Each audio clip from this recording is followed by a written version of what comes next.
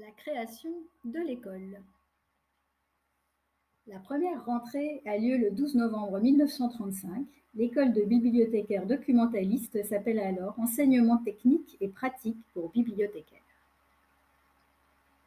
La formation est créée par Gabriel Henriot, né en 1880 et conservateur à la bibliothèque Forney. Issu de l'école des Chartes, il est favorable à la lecture publique qui se développe alors en France. Il voudrait créer une formation pratique de personnel de bibliothèque, comme celle de l'American Library fondée par les Américains. Il trouve que l'école des Chartes forme des conservateurs et non des techniciens. Il mène plusieurs projets, dont un avec la ville de Paris de 1929 à 1932, mais ils ne durent pas ou n'aboutissent pas faute de crédit. La Ligue catholique féminine est intéressée par son projet pour ses propres bibliothèques paroissiales. Passé le problème qui se pose de la laïcité de la formation, l'accord se fait.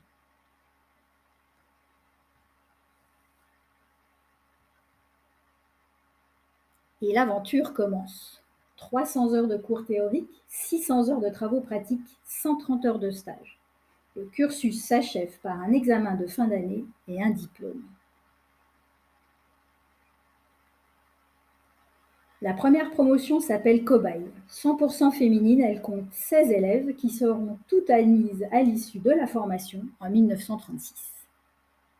Gabriel Henriot assure lui-même le cours sur le livre, Histoire et technique.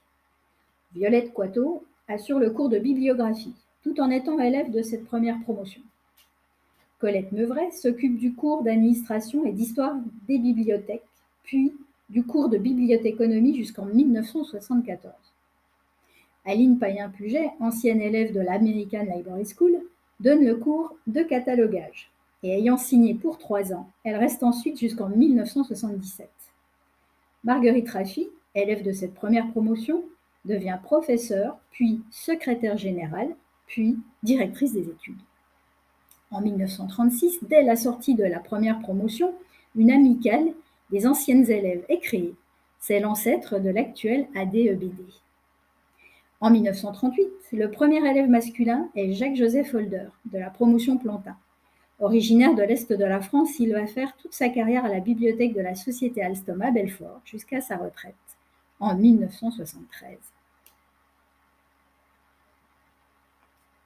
En 1939, après la déclaration de guerre en août, se pose la question de faire une rentrée avec une nouvelle promotion. Elle se fait malgré tout. Elle est la promotion dite de la guerre et compte 7 élèves. La formation est maintenue tout au long de la guerre, avec des promotions de 16 à 38 élèves. Et l'aventure de l'école continue le mois prochain.